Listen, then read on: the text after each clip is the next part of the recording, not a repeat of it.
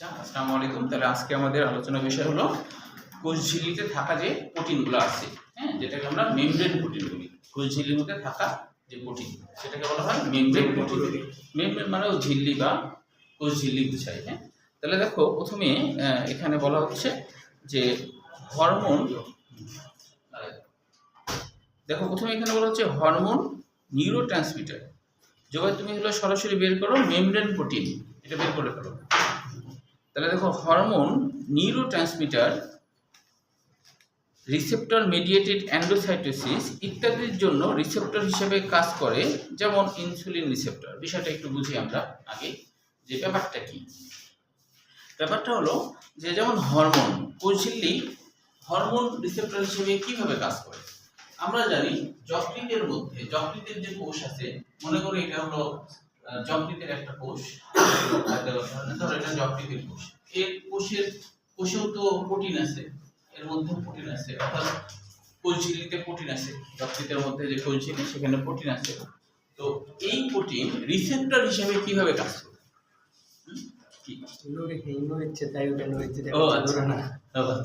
তাহলে হচ্ছে কিভাবে কাজ করবে দেখো, যে আমরা জানি আমরা যে খাদ্য খাবার খাই, এই খাদ্য খাবারগুলা পরিপাক তন্ত্রের মধ্যে এক পর্যায়ে কি হয়, হজম হয়ে এক পর্যায়ে গ্লুকোজ তৈরি হয়। বিশেষ করে আমরা যখন খাই, শর্করা বা কার্বোহাইড্রেট জাতীয় খাই, তখন এগুলো এক পর্যায়ে কি হয়, যে এগুলা কিন্তু গ্লুকোজে পরিণত হয়ে যায়। আমরা ভাত রুটি যাই খাই, গ্লুকোজে পরিণত হয়। প্রোটিন জাতীয় খাবার খেলে তো অ্যামাইনো অ্যাসিড হয়। তো এখানে গ্লুকোজের কথাটা বলছে, যে গ্লুকোজটা যখন তৈরি হয়ে গেল, রক্তের মধ্যে গ্লুকোজ যখন মিশে গেল, তখন রক্ত কি করে, সব গ্লুকোজগুলোকে যকৃতের মধ্যে নিয়ে আসে। যকৃতের মধ্যে নিয়ে আসে কেন? যে কারণ হলো যে গ্লুকোজগুলো তোমার তো এতটা লাগবে না রক্তে। তাছাড়া রক্তে যদি সব গ্লুকোজ থেকে যায়, তাহলে রক্তের ভারসাম্য নষ্ট হবে। কারণ কোনো মানুষ দেখা যায় অনেক বেশি খায়, তাহলে রক্তে যদি সব গ্লুকোজ ভেসে বেড়ায়, তাহলে রক্তের যে একটা ভারসাম্য অবস্থা, সেটা তো থাকবে না। রক্ত হয়ে যাবে খুব মিষ্টি, তাই না? রক্ত বেশি মিষ্টি হয়ে যাবে না? তাই এই জন্য পরিপাক তন্ত্রের মধ্যে একটা রক্তনালী আছে, যার নাম হলো যকৃৎ রক্তনালী বা হেপাটিক রক্তনালী বলা হয়। তো এই যকৃৎ নালীর মাধ্যমে গ্লুকোজগুলো যকৃতে যায়। হ্যাঁ, যকৃতের কোষের মধ্যে চলে গেল। চলে যাওয়ার পরে এবার কি হবে, যে আমাদের অগ্নাশয়ের মধ্যে, তো অগ্নাশয় মানে তো মনে আছে না, আমাদের যে পরিপাক তন্ত্র আছে, তার হচ্ছে ডান দিকে থাকে কি যকৃৎ বা লিভার, আর বাম দিকে থাকে কি অগ্নাশয়। ঠিক আছে? তো এটাকে অগ্নাশয় কেন বলা হচ্ছে? ইংরেজিতে কিন্তু কি বলা হয়, প্যানক্রিয়াস। ইংরেজিতে বলা হয় প্যানক্রিয়াস। হ্যাঁ, ইংরেজিতে প্যানক্রিয়াস বলা হয়। এর আসল বাংলায় কিন্তু প্যানক্রিয়াস। ক্রিয়াস মানে হলো মাংসল, আর প্যান মানে পুরাটাই মাংস, মানে এর মধ্যে কোনো হাড্ডি গুড্ডি নাই, এই জন্য বলা হচ্ছে পুরাটাই মাংস। বাংলায় এটাকে অগ্নাশয় কেন বলা হলো? যেই জায়গাতে তোমার হচ্ছে, যে জায়গাতে রান্না বাড়া হয়, সেখানে আগুন লাগে না? রান্না বাড়া হলে তো আগুন লাগে। তো অগ্নাশয় কিন্তু যাবতীয় এনজাইম ক্ষরণ করে, যেটা দিয়ে আমাদের যে খাবার খাইলাম, ওই খাবারগুলা কিন্তু ভাঙতে সাহায্য করে। তো এই জন্যই যে যেমন রান্না করলে খাবারগুলো নরম হয়ে সফট হয়, আমাদের দাঁতের উপযোগী হয়, সেরকম অগ্নাশয় থেকে যে এনজাইমগুলো আসে, সেগুলো কিন্তু আমাদের খাবারগুলোকে সফট করে এবং ভেঙে ভেঙে আমাদের কোষের গ্রহণ উপযোগী করে ফেলে। এই জন্য অগ্নাশয়ের নাম অগ্নাশয়, মানে যেখানে যে আগুনের আশ্রয়, মানে কি, যেটার কারণে রান্না বাড়ার মতো কাজ হয়। এই জন্য আমরা বাংলায় এটাকে অগ্নাশয় বলি, কিন্তু ইংরেজিতে প্যানক্রিয়াস বলা হয়। প্যানক্রিয়াসের বাংলা অর্থ হলো পুরোটাই মাংস। তো তাহলে এখন যে অগ্নাশয়ের ভিতর দিকে একটা হরমোন, যার নাম ইনসুলিন, যার নাম কি, ইনসুলিন। তো ইনসুলিন নামকরণটা কেন ইনসুলিন হলো, বলো দেখি, কে বলতে পারবা? ইনসুলিন নামকরণটা কেন ইনসুলিন হলো? অন্য কিছু তো হতে পারতো। কেন নাম হলো ইনসুলিন, কে বলতে পারবা? এটা মনে করো অগ্নাশয়। তুমি বলতে পারবা কেন নাম হলো ইনসুলিন? এটা মনে করো অগ্নাশয়, এটা হলো অগ্নাশয়। তো অগ্নাশয়ের ভিতরে কিন্তু আবার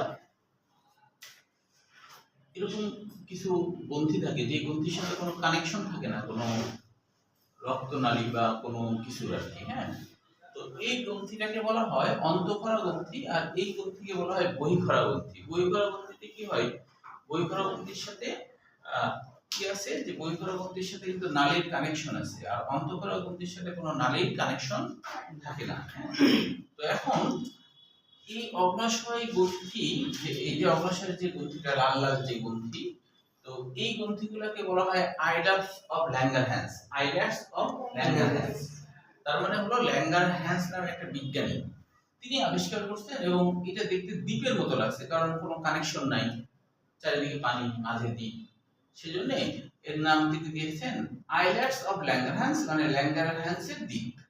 এখন এই দ্বীপ থেকে কিন্তু বের হয়েছে একটা হরমোন যার নাম ইনসুলিন।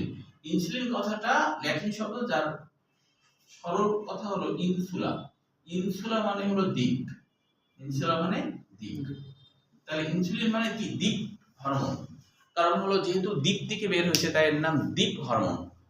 এটা একটা প্রোটিন, তাহলে দ্বীপ প্রোটিন বলা যায়, এটা একটা দ্বীপ প্রোটিন।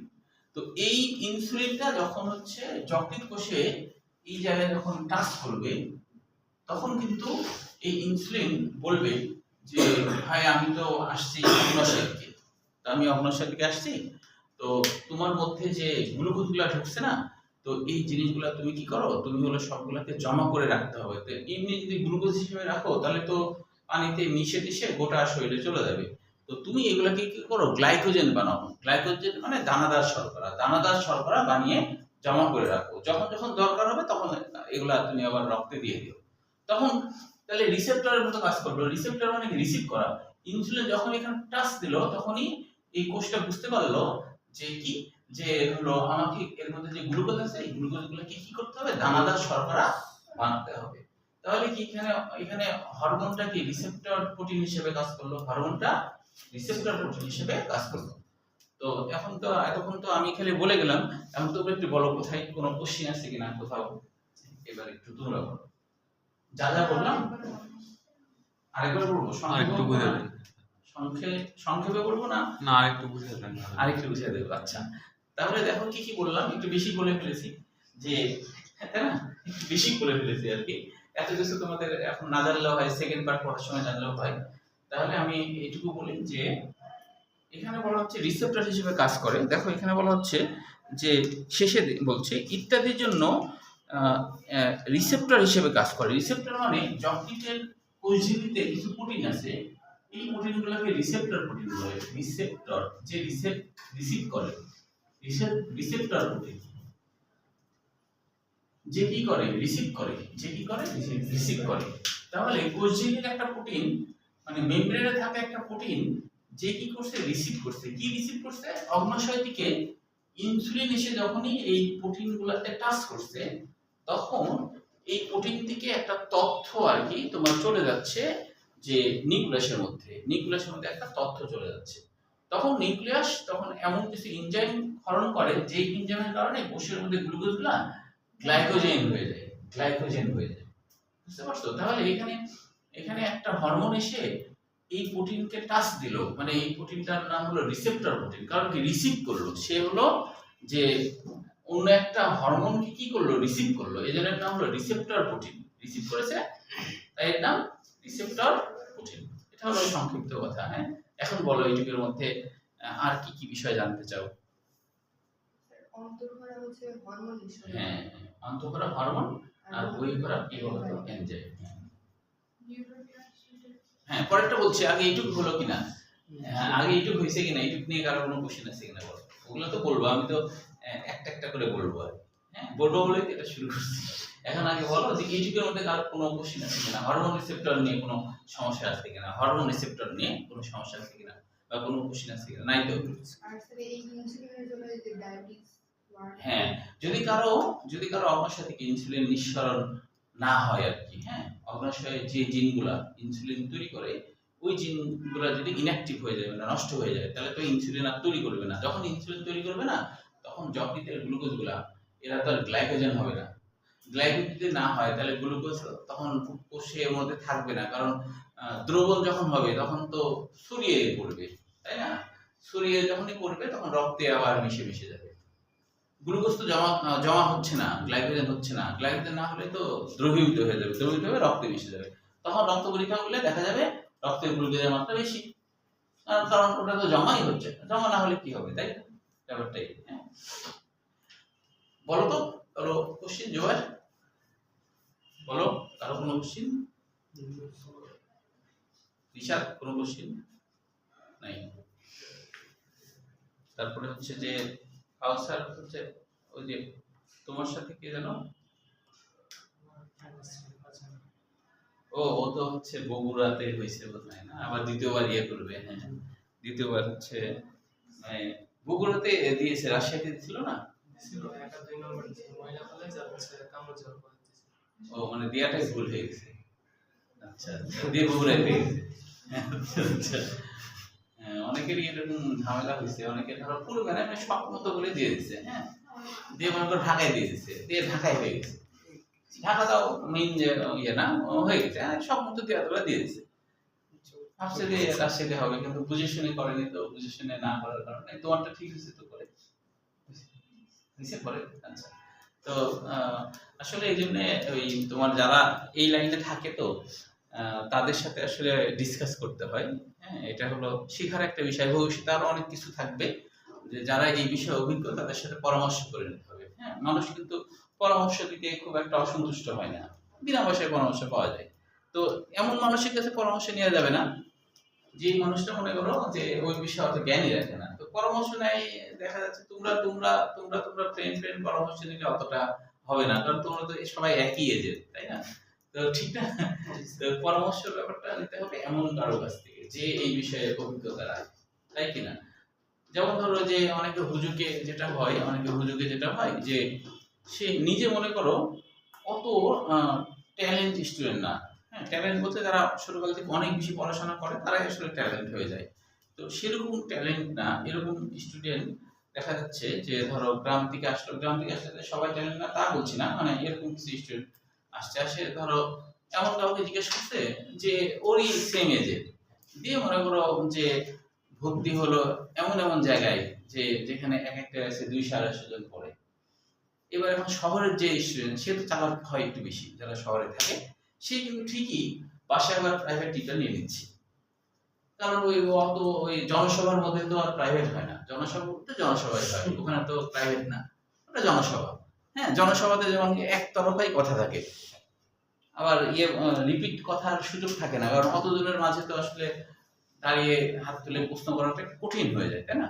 অল্প দিনে সবার আই কন্টাক্ট হয়, মানে চোখে চোখে দেখা দিতে হয়, কেউ ইংরেজি ঘর বুঝে যায় তুমি শুনছো না বা এটা সেটা, অতজনের মধ্যে তা হয় না, তখন হুজুকে মনে করে সব জায়গায় হয়, পরে মনে করো বিপদে পড়ে আর শিখতে পারে না। আর যে শহরে ও তো চালাক, ও তো বাসায় আবার প্রাইভেট টিউটর নিয়ে আবার ওগুলো বুঝে নিচ্ছে, আর যে মনে করো যে ওইটা করতে পারছে না সেই বিপদে পড়ে যায়। আমি অনেক বছর ধরে পড়াচ্ছি, ধরো আমি এরকম প্রচুর স্টুডেন্ট পেয়েছি যে এরকম বন্ধুদের পাল্লায় করে হুজুকে ওই সব জায়গায় ভর্তি হয়েছে, শহরের স্টুডেন্ট ওখানে হয়েছে, ওই গ্রাম থেকে এসে হয়েছে, ওই আর 3 মাস পড়ার পরে আর কিছুই বুঝতে পারছে না, শিখতে পারছে না, পরে শেষে বাসায় আবার দ্বিতীয়বার টাকা নেবে কি করে, দ্বিতীয়বার টাকা নেওয়া মুশকিল, তখন বলছে আমি তো আর কি যাদের কাছে ভর্তি হয়েছিলাম, তো এখন বলছে যে সায়েন্সের 4টা সাবজেক্ট বড় বড় জায়গায় ভর্তি হয়েছে, কারণ বলছে কি যে আমি যাদের কাছে ভর্তি হয়েছি তাদের চাকরি হয়ে গেছে, তো ওরা সবাই ভাই আসছিল, তাই হচ্ছে যে ঢাকায় চলে গেছে। তখন ওরা বলছে তুই যাদের কাছে ভর্তি হলে সবাই চাকরি হয়ে গেল, বলছে না না সবাই চাকরি হয়নি, তাহলে আরেকজন কি হয়েছে, বলছে আরেকজন মারা গেছে, মারাও যায় গেছে, ওটা মিথ্যা কথা বলছে, মানিয়ে ফেলছে, দিয়ে আমার নতুন করে টাকা নিয়ে তারপরে দেখছে যেখানে একটু কম টম প্রশ্ন করার সুযোগ লোক সে ধরে এই জন্য পরামর্শ মারিয়ে ফেলছে ওকে, এখন দেখছে সবগুলা চাকরি কেমন দেখায়, তো একটা মারি ফেলছে, কিন্তু আসলে মারা আমাকে বলছে যে মারা যায়নি, আমি ইচ্ছা করে মারি ফেলছি, সবগুলা কেমন দেখায়। তো মানে ও তো সামাল দিতে পারছে না, মানে অতদিনের মধ্যে তো দাঁড়াই প্রশ্ন করতে পারছে না, এখন কারো কারো তো সমস্যা একটু বেশিও হয়, তাই না, বুঝার ক্ষেত্রে, তো এখন বারবার প্রশ্ন করবে অতজনের মাঝে, আর সবসময় তো সামনেও বসতে পারবে না, অনেক সময় অনেক পিছিয়ে ভালো করে ভাইয়ারও চেহারা ভালো করে দেখা যায় না, আবার ভাইয়াও কিন্তু অত দূরের পার্সনকে অত ভালো করে খেয়াল করতে পারে না, এই জন্য আর কি। আচ্ছা, তাহলে এবার আমরা পরেরটাতে আসি, নিউরো ট্রান্সমিটারের ব্যাপারটা কি। নিউরোট্রান্সমিটারের ব্যাপারটা হলো নিউরন কোষ, হ্যাঁ, আমরা তো জানি যে একটা নিউরন কোষ থেকে আরেকটা নিউরন কোষ, ধরো এটা হচ্ছে একটা নিউরন, এটা একটা নিউরন, তো নিউরনের আশপাশে যে আবরণ সবই কিন্তু কোষঝিল্লি, সবই কিন্তু কোষঝিল্লি দিয়েই গঠিত। তো আমরা তো জানি নিউরনের এরকম ভাবে থাকে, আরেকটা নিউরন আবার এর সাথে যুক্ত হয়, তাই না? আরেকটা নিউরন এইভাবে যুক্ত হয়, এটা আমরা জানি। আবার এইভাবে বিশেষ করে আমাদের ধরো তোমার হাতে যদি কেউ চিমটি দেয়, তাহলে এই খবরটা কিন্তু এই যে এক নিউরন থেকে আরেক নিউরনে ট্রান্সফার হয়। নিউরো ট্রান্সমিটার মানে কি? এক নিউরন থেকে আরেক নিউরনে ট্রান্সফার হওয়া। কি ট্রান্সফার হওয়া? এই খবরটা কিন্তু কিছু রাসায়নিক উপাদান এখান থেকে এখানে, কিছু রাসায়নিক উপাদান এখান থেকে এখানে, আবার এখান থেকে এখানে, এইভাবে করে করে ব্রেনে চলে যায়। তাহলে এই যে নিউরনের ভিতর দিয়ে যে ট্রান্সফার হচ্ছে বিভিন্ন রাসায়নিক উপাদান, ওইটাকেই বলা হয় নিউরো ট্রান্সমিটার। তো আসলে ব্যাপারটা হলো স্বাভাবিক অবস্থায় আমাদের যেটা হয়, বাইরে এই নিউরনের বাইরে কিছু আয়ন থাকে, হ্যাঁ, বাইরে কিছু আয়ন থাকে। তো ওই আয়ন আর ভিতরের আয়ন তোমার মনে করো ঠিকঠাক থাকে, ব্যালেন্স থাকে। কিন্তু যদি বাহ্যিক কোনো উদ্দীপনা আমাদের লাগে, তখনই দেখা যায় যে বাইরের কিছু আয়ন এর ভিতরে ঢুকে যায়। তখন ব্যালেন্স করার জন্য এই আয়ন আবার এটা যায়, এই আয়ন আবার এটা যায়, এই করে করে নিউরন, নিউরন টু নিউরন, এর জন্য নিউরো ট্রান্সমিটার। ট্রান্সফার হচ্ছে কোথায়? নিউরন থেকে নিউরনে, এদের নাম হলো নিউরো ট্রান্সমিটার। বলে এইটুকের মধ্যে কোনো কোশ্চেন আছে? বুঝা যাচ্ছে তো? আরেকবার বলবো? আচ্ছা, ধন্যবাদ। যতবার খুশি ততবার শিখতে হবে। 1000 বার যদি বলো যে 1000 বার বলেন, তাই আমি 1000ই বার বলবো। আমি কিন্তু কখনো মানে বিরক্ত হব না। তুমি প্রশ্ন করতে করতে বিরক্ত হয়ে যাবে, কিন্তু আমি উত্তর দিতে যাই কোনো বিরক্ত হবে না। আচ্ছা দেখো, যেহেতু এটা মেমব্রেন প্রোটিনের কাজ, এই যে আবরণটা আছে না, এই আবরণ গোটাটাই হলো কোষঝিল্লির আবরণ। তো এর মধ্যে তোমার হচ্ছে এই বাইরের দিকে এখানেও কিন্তু কিছু প্রোটিন থাকে, হ্যাঁ, এইসব জায়গাতেও কিছু প্রোটিন থাকে, এখানেও কিছু প্রোটিন থাকে। এখন নিউরোট্রান্সমিটার কেন? যে ধরো কিছু আয়ন থাকে, হ্যাঁ, ধরো সোডিয়াম আয়ন, ভিতরে ধরো ক্লোরিন আয়ন, এইভাবে কিছু আয়ন থাকে ভিতরের বাইরে।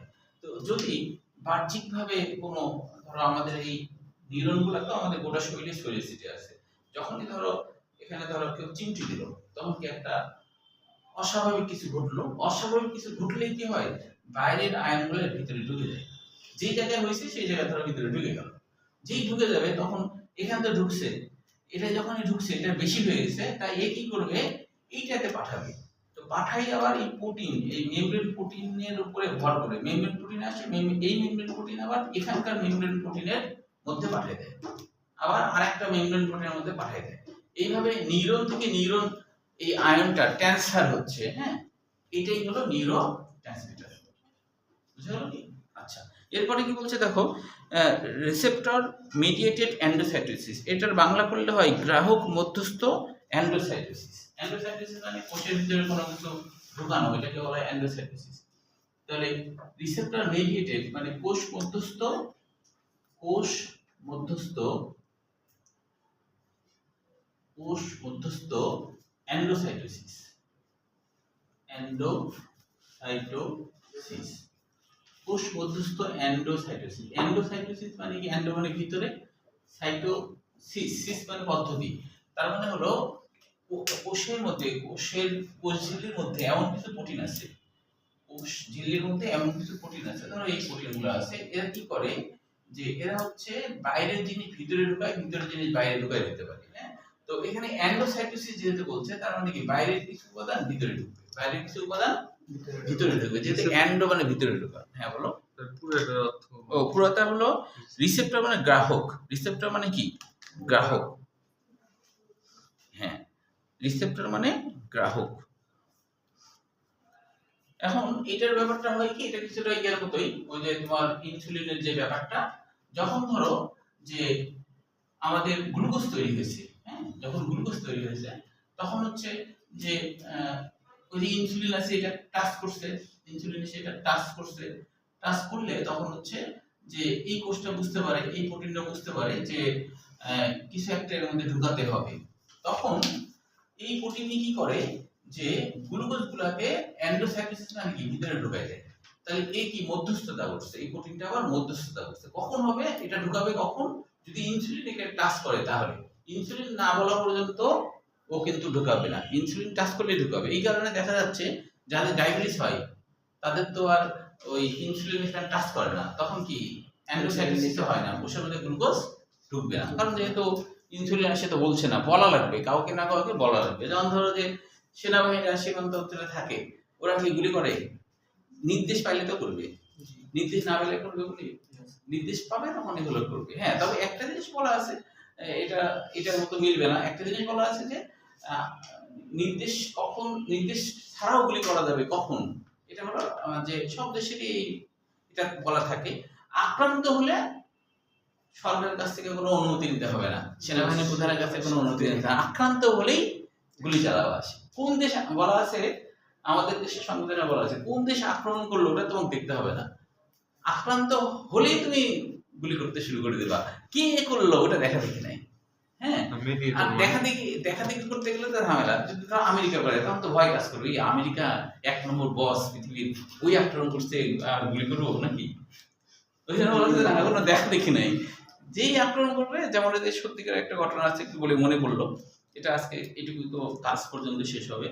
তো মানে আমার বড় ভাইয়ের একটা বন্ধু ইয়েতে চাকরি করতো, তখন ওই সময় বিডি আসছিল আর কি। হ্যাঁ, এটা হলো 1998 সাল। হ্যাঁ, তোমাদের জন্মের আগের কাহিনী আর কি। আমি তখন স্কুলে পড়ি আর কি। হ্যাঁ, তো 6-7 পড়ি এরকম। কিন্তু আমার ওই বড় ভাইয়ের এক বন্ধু চাকরি করতো। তো রৌমারী নামে বাংলাদেশে একটা জায়গা আছে, রৌমারী নামে।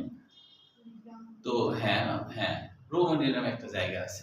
তো এখন তোমার প্রথমে যে ঘটনা ঘটছিল সেটা হলো ওই বিডিআর তো তখন নাম ছিল। তো প্রথম ঘটনা হলো পাদোয়া নামে একটা জায়গা, পাদোয়া নামে একটা জায়গা, ওই জায়গাটা বাংলাদেশের জায়গা, কিন্তু ওটা হচ্ছে যে 71 সালে আমাদের দেশের মুক্তিবাহিনীদেরকে ট্রেনিং দেওয়ার সময় তখন হলো ওই জায়গাটা ব্যবহার করতো ভারত।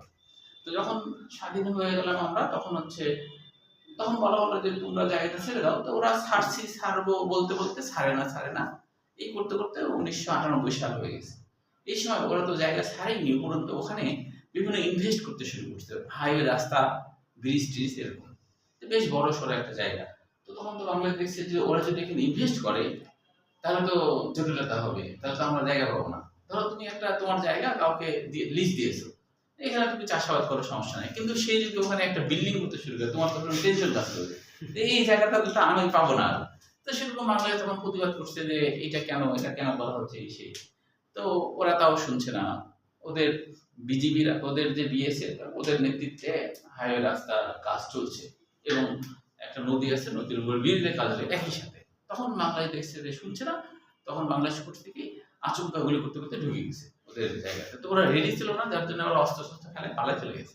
ওরা ওরা ভাবতে পারেনি যে বাংলাদেশ একটা পিচি দেশ হয়ে এরকম করবে, এত সাহস দেখাবে। তো খেলা চলে গেছে, বাংলাদেশ জায়গাটা নিয়েছে, বাংলাদেশ বলছে আমাদের জায়গা আমরা নিয়েছি। এখন এতদিন ধরে যাচ্ছি, দিচ্ছে না, ওই জন্য এই কাজ করছে। এখন বাংলাদেশ তো বুঝতে পারছে যে এখন ওরাও তো আক্রমণ করবে, তো বাংলাদেশ ওখানে প্রচুর শক্তি মোতায়েন করছে, পরীক্ষা বানানো সব করছে। তো ওরা করছে কি 3 দিন পরে ওই পাদোয়া দখল না করে ওই কুড়িগ্রাম ওখানে যে রৌমারী আছে, তো ওইখানে বাংলাদেশের সৈন্য কম ছিল, চিন্তা করছে এটা হাতছাড়া হয়েছে, আর একটা জায়গা দখল করে নি, তাহলে তো সমতা আসবে। তো ওই জন্য ওরা করছে কি, সত্যিকারের কাহিনী কিন্তু, হ্যাঁ, টিভিতে খবর দেখতে, পেপারও দিয়েছিল, ওটা আমার বড় ভাইয়ের কাছে নিয়ে এসেছিলাম, উনি আবার ওই যুদ্ধে ছিলেন। এখন রৌমারীতে বাংলাদেশের 16 জন আর কি সদস্য ছিল। তো ভোর 3:30টার সময় দেখছে যে একটা কৃষক পানি দিতে উঠছে, তখন কারেন্ট কম থাকতো, পানি দিতে উঠছে, তখন দেখছে যে তোমার হচ্ছে যে ভারতের সৈন্যরা তোমার হচ্ছে যে কি করছে যে লাইট টাইট থাকে না, লাইট টাইট নিয়ে আর কি আসছে। তখন দূর থেকে দেখতে পাইছে অনেক বাইরে দিকে আসছে, তখন বুঝতে পারছে ভারতের সৈনিক ছাড়া তো এটা ইয়ে হবে না। তখন ও দৌড়াতে যে তোমার হচ্ছে বিডিআর ক্যাম্পে যে আর কি বলছে যে এই কাহিনী। তো তখন তো অনেকে ঘুমাচ্ছিল, তো তাড়াতাড়ি ঢেকে তুলছে, তখন বিশ্বাস করতে না কথা, যে বলছে যে ঘটনাটা ঘটছে পাদোয়াতে, এখানে কেন হবে, তো বিশ্বাস করতে না। এরই মধ্যে মনে করো যে ভারতের 500 সৈন্য আসছিল, তখন মনে করো যে ইতিমধ্যে গোলাবর্ষণ শুরু করে দিচ্ছে। ও তো কৃষক মানুষ, ও তো বুঝে না, দাঁড়াইছিল, ও তো আগেই গুলি লাগে মারা গেল, যে খবর দিতে আসছিল।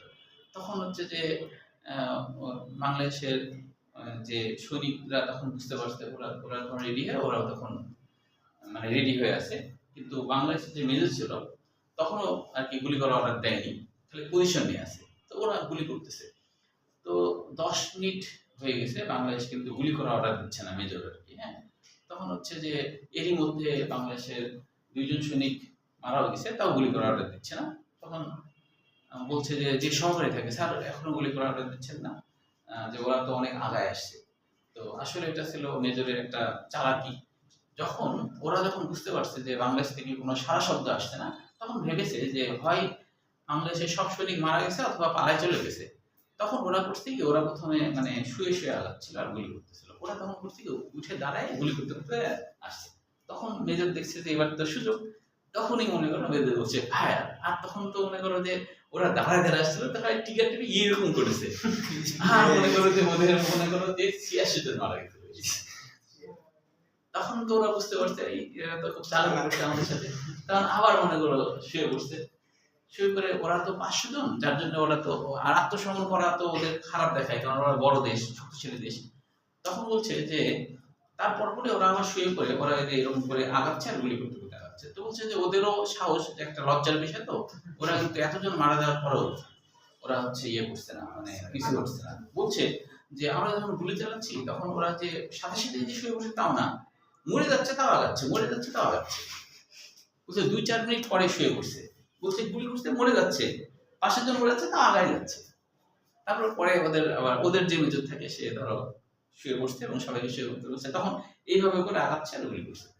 তখন মনে করো যে 40 মিনিট ধরে যুদ্ধ হচ্ছে। এক পর্যায়ে তোমার হচ্ছে যে বাংলাদেশের 16 জনের মধ্যে আর কি 10 জনই হলো গুলিবিদ্ধ, তার মধ্যে 3 জন ওপেন ডেট আর 7 জন গুলিবিদ্ধ আর কি, মানে সৈনিকদের মধ্যে তো 6 জন আছে। এখন হচ্ছে যে মানে সুস্থ অবস্থায়। তখন হচ্ছে যে সহকারী সে হলো বললো যে মেজরকে যে বলছে যে স্যার আমাদের গোলাবরত প্রায় শেষের দিকে, তো আমাদের বোধহয় জায়গাটা ছেড়ে দিতে হবে।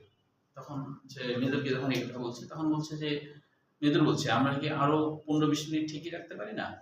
তখন হচ্ছে কিন্তু ঠিকই রাখলে কি হবে? তখন বলছে আমি 503টা ক্যাম্পকে খবর দিয়েছি, ওরা 15-20 মিনিটের মধ্যেই অতিরিক্ত গোলাবরত সহ শূন্য আসবে।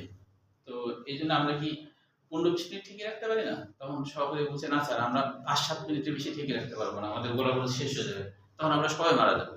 তখন বলছে যে ওই মেজর তখন চোখের পানি বের হয়ে গেল, মানে ওর খারাপ লাগছে যে জায়গা ছেড়ে দিতে হবে। তখন মেজর বলছে যে আমরা সবাই মারা যাবো, কিন্তু জায়গা ছাড়বো না, কারণ জায়গা ছাড়লে এই অঞ্চলের মানুষজনের কি হবে, সীমান্ত অঞ্চলে যে মানুষজন আছে, কারণ দখল করলে ধরো ওগুলা সব নিজেদের হয়ে যায়, মানে যত সোনা দানা যা আছে গরু ছাগল সব নিজেদের হয়ে যায়, নিয়ে নেয় অটোমেটিকলি, ওটা কিছু বলেও না সরকার। তাহলে এইসব মানুষজনের তো অত্যাচার হবে, এইসব মানুষজন মারা যাবে, তাহলে আমরা সবাই মারা যাবো, কিন্তু আমরা আত্মসমর্পণ করবো না। তখন বললো যে আহতদের কি অবস্থা? বলছে স্যার আহতরা আহত অবস্থায়ও যুদ্ধ চালিয়ে যাচ্ছে। তখন বললো যে মারহাবা, হলো আমরা সবাই মারা যেতে প্রস্তুত, কিন্তু জায়গা ছাড়বো না। তখন আবার যুদ্ধ শুরু করে। তখন দেখা যায় তার 2-3 মিনিট পরে ওদেরই গোলাবরত শেষ, ওরাই পালায় চলে গেছে, সে বাংলা জিতে গেছে। তো ওইটা আর কি তোমার হচ্ছে যে দখল হয় না। তবে অবশ্য দুঃখজনক যে ওই পাদুয়াটা আবার বাংলাদেশ ছেড়ে দিতে বাধ্য হয়, কারণ তাছাড়া ভারত বড় যুদ্ধের হুমকি দিয়েছিল, ওই জন্য ওটা ছেড়ে দেয়। তবে রৌমারিটা দখল হয় না, এই আর কি। আচ্ছা যাই হোক, এটা একটা দেশের গল্প শুনলাম তোমরা। এবার দেখো এরপরে বলছে আর মেডিটেট মানে কি, এটা বলতে না তো মিডিয়েটেড মানে মধ্যস্থতা, মধ্যস্থ। ওই যে যেমন মিডিয়া বলে না, মিডিয়া হিসেবে কাজ করে, অনেকে মধ্যস্থতা করা, মধ্যস্থতা করে ভিতরে ঢুকতে দিচ্ছে না ওটা। হ্যাঁ, ইন্টারফেসিস মানে ভিতরে ঢোকা। হ্যাঁ, ভিতরে ঢোকা হয়েছে। আর কোনো কোশ্চেন আছে এর মধ্যে? আচ্ছা এবার দেখো এরপরে বলছে বিশেষ চ্যানেল পাম্প। বিশেষ চ্যানেল বলতে বোঝায় কোষঝিল্লির মধ্যে এমন কিছু প্রোটিন আছে, কোষঝিল্লির মধ্যে এমন কিছু প্রোটিন আছে যেই প্রোটিনের মাঝে এরকম চ্যানেল বা নালী থাকে, যেই চ্যানেল দিয়ে তোমার বিভিন্ন আয়ন বা বিভিন্ন উপাদান ভিতরে ঢুকতে পারে অথবা বাইরে বের হতে পারে, এটাকে বলা হয় বিশেষ চ্যানেল। চ্যানেল মানে রাস্তা। হ্যাঁ, ছোট পাম্প হিসেবে কাজ করে কখন, যে যেমন উদ্ভিদের ক্ষেত্রে, উদ্ভিদের কোষঝিল্লির ক্ষেত্রে আর কি। হ্যাঁ, উদ্ভিদের কোষঝিল্লির ক্ষেত্রে কিছু প্রোটিন থাকে যে ধরো উদ্ভিদের এখানে কিছু প্রোটিন আছে। এখন স্বাভাবিকভাবে মাটিতে লবণের আয়ন এইটুকু আয়তনের তুলনায় কম থাকে। এখানেই বরঞ্চ কোষের মধ্যে লবণ আয়ন বেশি, আর কোষের মতো এইটুকু আয়তনে মাটিতে লবণের আয়ন কম আছে। তো এই অবস্থায় তো স্বাভাবিক নিয়ম কি, কম দিকে তো বেশিতে কখনো যাবে না। কিন্তু কিছু প্রোটিন কি করে, যে এটিপি এই জায়গাতে এটিপি কে ভেঙে ফেলে। এটিপি ভাঙলে একটা শক্তি উৎপাদন হয়, ওই শক্তি দিয়ে লবণের আয়নগুলো কোষের ভিতরে ঢুকায় দেয়। এটাকে বলা হয় যে পাম্প। পাম্প মানে কি, শক্তি প্রয়োগ করা, তাই কি না? আচ্ছা, এরপরে দেখো আরেকবার বলবো। আচ্ছা, ধন্যবাদ। যে মানে কিছু প্রোটিন থাকে, হ্যাঁ, যেমন এখানে ধরো একটা প্রোটিন, এই প্রোটিন কি করে, যে এখানকার লবণের ধরো পটাশিয়াম আয়ন, ক্লোরিন আয়ন এগুলোকে নিতে চাচ্ছে, কিন্তু এখানে এমনিতেই বেশি, স্বাভাবিকভাবে ব্যাপক হবে না। কিন্তু তখন কি করে এই প্রোটিন, কি করে এই প্রোটিন তখন এটিপি কে ভেঙে ফেলে। কোষের মধ্যে ধরো এটিপি আছে, তো এটিপি কে ভেঙে ফেলে। এটিপি ভাঙলে এডিপি হয়, আর ইনঅর্গানিক ফসফেট হয়। তো যখনই এটিপি কে ভাঙে তখন একটা শক্তি উৎপাদন হয়, ওই শক্তি দ্বারা পটাশিয়াম আয়ন কোষের ভিতরে ঢুকে দিতে পারে। তাহলে এটাকে শক্তি প্রয়োগ করে যে ঢুকালে এটার নাম হলো পাম্প। শক্তি প্রয়োগ করে ঢুকালে এটার নাম কি, পাম্প। বুঝতে পারছো নিশান? আচ্ছা, এবার দেখো এরপরে কি বলছে, যে ক্যারিয়ার। ক্যারিয়ার মানে বুঝতে পারছো, প্রোটিন যখন কাউকে বহন করে ভিতরে ঢুকায়, ধরে নিয়ে ঘুরে দেয়, ভিতরে ঢুকে দেয়। মানে ঘুরে দেয় মানে বলতে, যে এখানে ধরো এটা প্রোটিন আছে, তো এটা ধরো কোনো কিছু একটা ধরলো, কোনো একটা মৌল বা যৌগ ধরলো, মনে করো যে পটাশিয়াম ধরছে, ধরে এরকম ঘুরে দেবে, ঘুরে দেয় এরকম হয়ে যাবে, মানে এটা ঘুরে ওদিক চলে যাবে। তো এরকম ক্যারিয়ার মানে বহন করে নিয়ে যায়, এটাকে বলা হয় ক্যারিয়ার। পরীক্ষা অবশ্যই এগুলো আসে না, এমনি যা বোঝার জন্য বুঝো। এরপরে দেখো ইলেকট্রন ট্রান্সপোর্ট চেন। কোষের ভিতরে অনেক সময় বিভিন্ন ইলেকট্রন কম বেশি হয়। ধরো কথার কথা, কোষের ভিতরে বেশি হয়ে গেছে, কি বেশি হয়ে গেছে, ধরো বেশি এরকম আয়ন ধরো অনেক বেশি হয়ে গেছে, হ্যাঁ, আয়ন ধরো অনেক বেশি হয়ে গেছে। এখন বেশি হয়ে গেছে, এটা এই বেশিটা ক্ষতির কারণ। আমাদের প্রাণী কোষে যদি বেশি হয়ে যায় তাহলে এটা ক্ষতি হবে। তখন কিছু কিছু প্রোটিন আছে, ইলেকট্রন গুলোকে ট্রান্সফার করে বাইরে বের করে দেয়।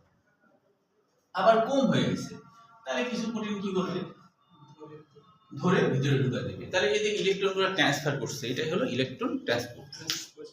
বুঝা গেল? আচ্ছা, তারপরে আর কি থাকলো, ইলেকট্রনের মধ্যে বিভিন্ন অণু আয়ন, ওটা বলছে ইলেকট্রন ট্রান্সপোর্ট করে। এনজাইম হিসেবে কাজ করে। এনজাইম হিসেবে কাজ করা মানে কিছু কিছু প্রোটিন থাকে, হ্যাঁ, প্রতিনিয়ত যে কাজটা করে, যে কোষের মধ্যে এই প্রোটিন মনে করো এনজাইম হিসেবে কাজ করছে। কখনো কখনো সে কি করে, ধরো এ নামক কিছুকে ধরলো, ধরে দিতে বের করে তখন বি হয়ে যায়। তাহলে এই প্রোটিনটা এনজাইম হিসেবে কাজ করছে, অর্থাৎ একটা যৌগকে আরেকটা যৌগে রূপান্তরিত করে ফেলতে পারছে। এটাকে বলা হয় এনজাইম হিসেবে কাজ করা। বুঝা গেল কি? হ্যাঁ হ্যাঁ, বলো। ও আচ্ছা, এনজাইমের সরল বাংলা অর্থ আসলে প্রভাবক, আরেকটা হলো পরিবর্তনকারী। এনজাইম কি করে, যেমন ধরো যে বিয়ের সময় কিন্তু ঘটকরা এনজাইম হিসেবে কাজ করে। স্বাভাবিকভাবে বিয়ে হচ্ছিল না, কিন্তু ঘটক দেখা যায় এত বেশি বাড়ায় বলে যে দেখা যায় যে তখন বিয়ে হয়ে যায়, এরকম আর কি। হ্যাঁ, যে ঘটক মনে করো তাড়াতাড়ি বিয়ে দিতে পারলে বাঁচে, তখন বলে যে এত ভালো পাত্রী আপনি কিন্তু আর পৃথিবীতে বোধহয় আর একটাও নাই। তখন বলে আচ্ছা একটু খোঁজ খবর নিই, তো না না এই পাত্রে হাতছাড়া হয়ে যাবে, এই পাত্রী বিয়ে করার জন্য অনেক মানুষজন উঠে পড়ে আছে। তো বলছে আচ্ছা খোঁজ খবর নিই, বলছে না না মেয়ের বাবা হজে যাবে, তাই চাচ্ছে তাড়াতাড়ি বিয়েটা দিবে আর কি। বলছে যে আর মনে করেন মেয়েদের মনে করেন রূপে গুণে সব দিক থেকে ভালো, মেয়েদের মনে করেন 500 বিঘা জমি আছে, এই সেই এটা ছিল। তখন চিন্তা করি এত ভালো হাতছাড়া হয়ে যাবে, তাহলে কি বিয়েটা তাড়াতাড়ি হয়ে যাচ্ছে। আর পরে দেখা যাবে বিয়ের পরে দেখা যাচ্ছে হজের কোনো পাত্তাই নেই। ঘটক ওটা বানায় বলে, তাহলে কি হলো, এটা এনজাইম হিসেবে কাজ করলে। এমনি স্বাভাবিকভাবে বিয়ে হতে দেরি হচ্ছিল, তখন ঘটক কি করলো, তাড়াতাড়ি হয়ে গেল, তাই না? এই সংজ্ঞা হিসেবে বললে কি হয়? ও এনজাইম কাকে বলে, তাহলে বলবা যে যে রাসায়নিক উপাদানগুলো কোনো বিক্রিয়াকে ত্বরান্বিত করে তাকে এনজাইম। ত্বরান্বিত করা কিন্তু দুটোই বোঝায়, বিক্রিয়াকে বাড়ায় দেওয়া, বিক্রিয়াকে কমায় দেওয়া। অনেক সময় ধরো বিয়ের ক্ষেত্রে কিন্তু ঘটক চাইলে একটা বিয়ে বাতিল করবে। ধরো আরেকজন বললো আপনি এই পাত্রের সাথে আবার বিয়ে দিতে পারলে আপনাকে আমি 1 লাখ টাকা দেবো। তখন আরেক জায়গায় কথা হচ্ছিল, তখন সেখানে ধরো একটু মিথ্যা কিছু বলে টলে দিল, বিয়েটা ক্যান্সেল করে আরেক জায়গায় বিয়ে দিত। তাহলে একটা জায়গায় কিন্তু বিক্রিয়াকে কমায় দিল, এনজাইম হলো যখন যে রাসায়নিক উপাদানগুলো কোনো বিক্রিয়াকে ত্বরান্বিত করে তাকে বলা হয় এনজাইম। আচ্ছা, এখানে একটা কথা আছে, membrane bound enzyme adenylate cyclase ATP থেকে সাইক্লিন এএমপি সংশ্লেষ করে। জিনিসটা কি দেখো, কিছু প্রোটিন থাকে যারা প্রতিনিয়ত এটিপিকে ভেঙে ফেলে একবারে এএমপি বানায় ফেলতে পারে,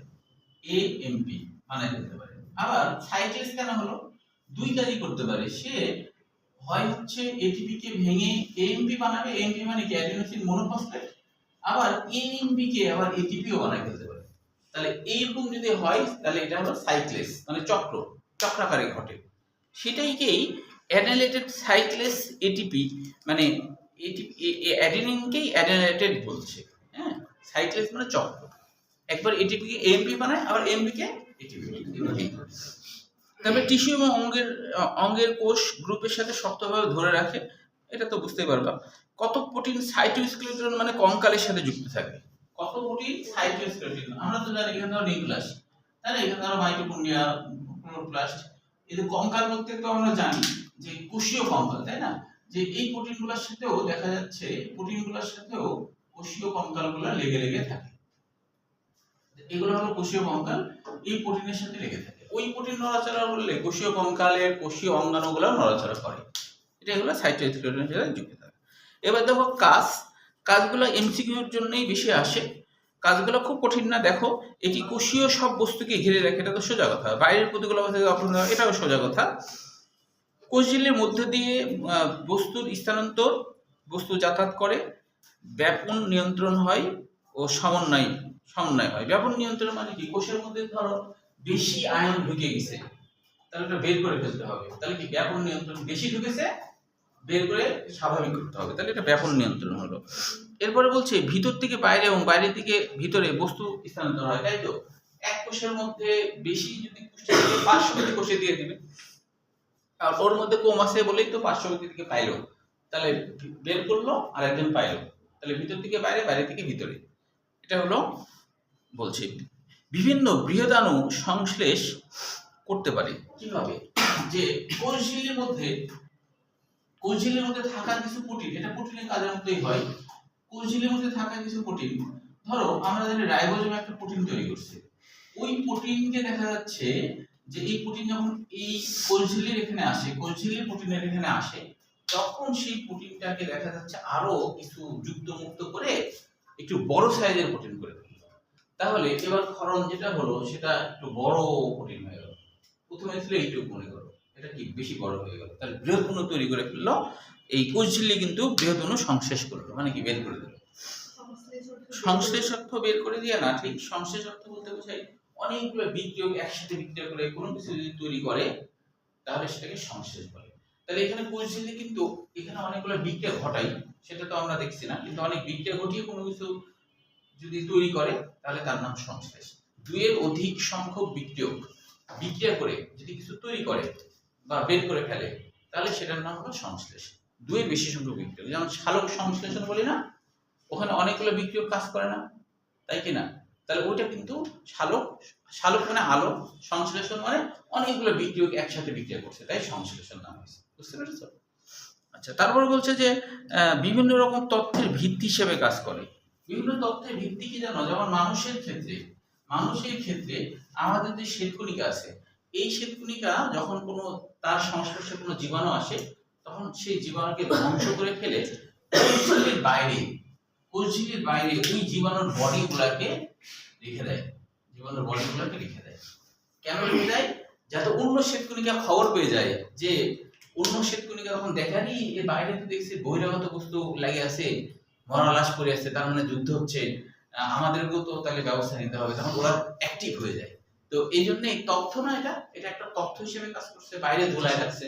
যেমন ধরো যে ছাত্রদের লাশ যদি বাইরে ধুলায় রাখা হয় তাহলে তো ওটা একটা তথ্য, খেপে যাবে না মানুষের জন্য বেশি, তাই কি না, এই আর কি। হ্যাঁ, বুঝতে পারছো? এখন কথা যদি ধরো যে এখন ছাত্রদের মধ্যে আর কি হাসনাত আব্দুল্লাহ ধরো বেশি আর কি বেশি মানে সম্মান বেশি দিচ্ছে, নাহিদ এরা, এখন এদেরকে ধরো লাশ ঝুলায় রেখে দিল, তাহলে মানুষজন আরো ওদের দলের যারা তারা খেপে যাবে, তাই কি না, এরকম আর কি ব্যাপার। হ্যাঁ, তো সেরকম এরকম ঝুলায় রাখে, মানে ঝুলায় রাখে মানে বাইরের দিকে বের করে রাখে। তারপর হচ্ছে পারস্পরিক বন্ধন, একটার সাথে একটা ধরে রাখে, তাই না?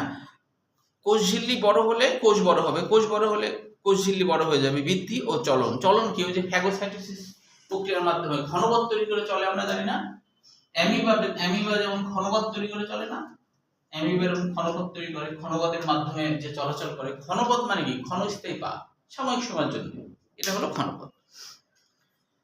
তারপর বলছে যে ফ্যাগোসাইটোসিস প্রক্রিয়ায় কঠিন কঠিন খাবার, ফ্যাগো মানে খাওয়া, মনে রাখবে, ফ্যাগো মানে খাওয়া, ফ্যাগো মানে খাওয়া, ফ্যাগো মানে খাওয়া।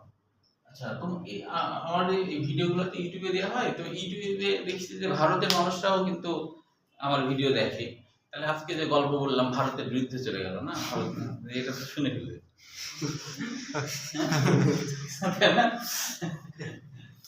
আচ্ছা, তাহলে ফ্যাগো মানে খাওয়া, মনে রাখবা, ফ্যাগো মানে খাওয়া।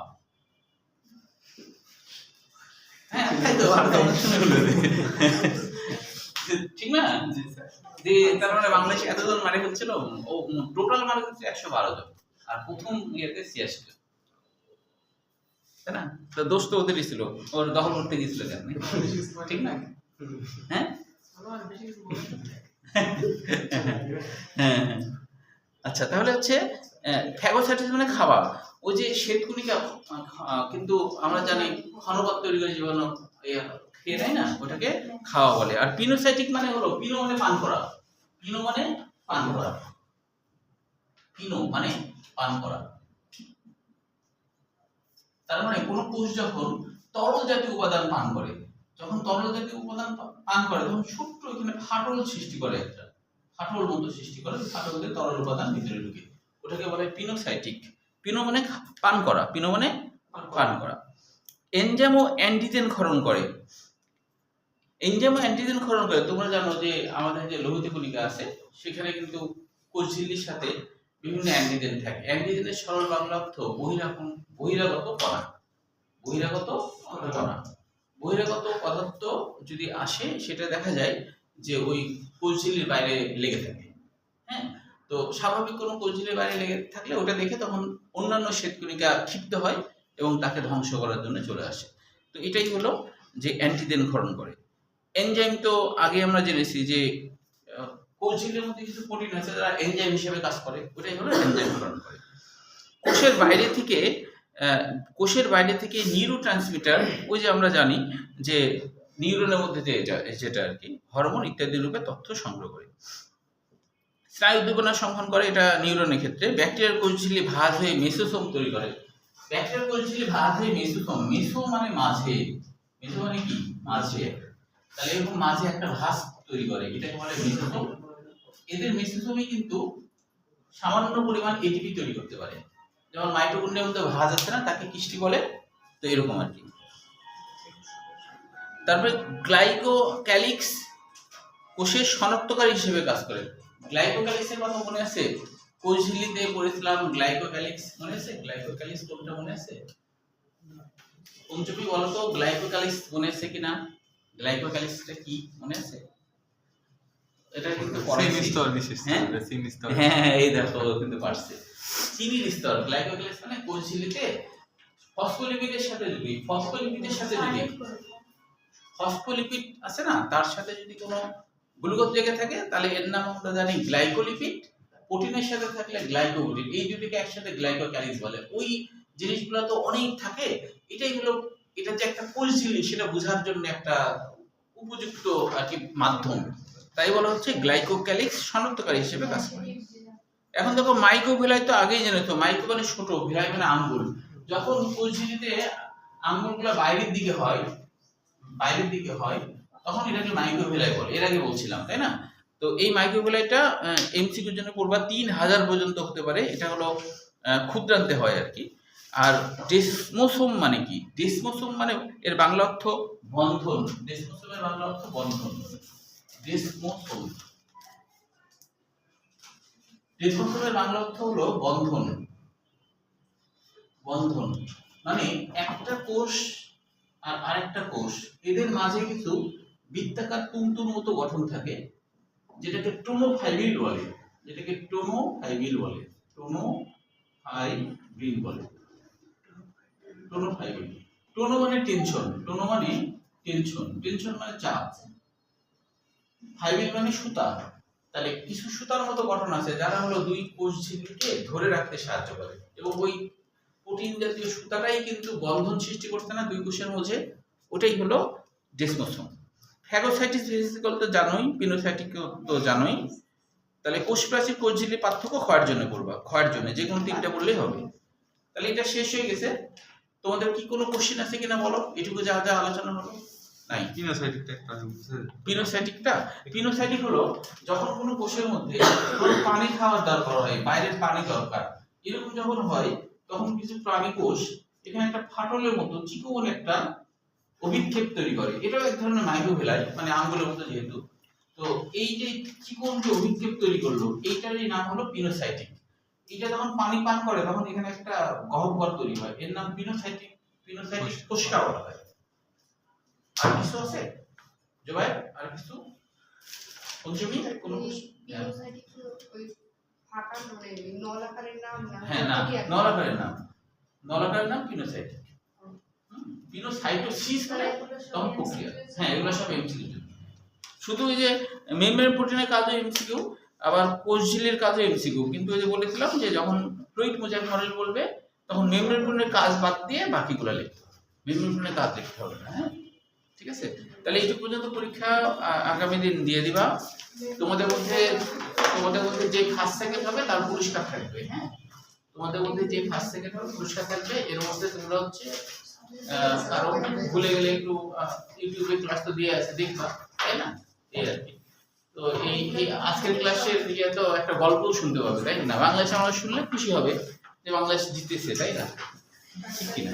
হ্যাঁ, একটা সৃজনশীল আর 40টা, একটা সৃজনশীল আর 40টা মরণশীল, নাকি? তাহলে হচ্ছে সৃজনশীল আর এমসিকিউ।